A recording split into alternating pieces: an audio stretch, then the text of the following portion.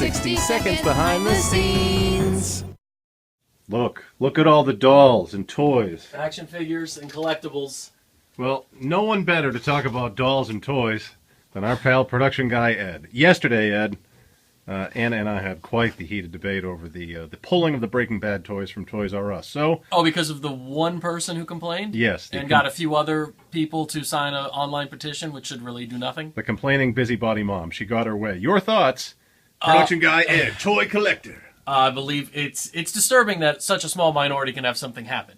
You know what? You don't like the toy? Explain to your child that that's not for them.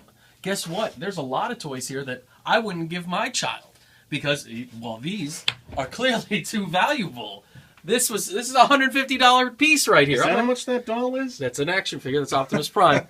But here's the thing. Where do you think I got most of these? Toys R Us? Because that's where they sell them. I don't know why she thought... Are there other toys she doesn't like? Does she think perhaps the toy shopping cart from Play School, whoever makes it, is offensive to her daughter because it makes her think, because it comes in pink, that she's the one doing the grocery shopping? I do the grocery shopping in my house.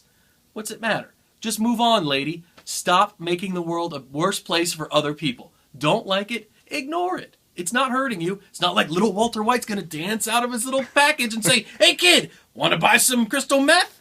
Not going to happen.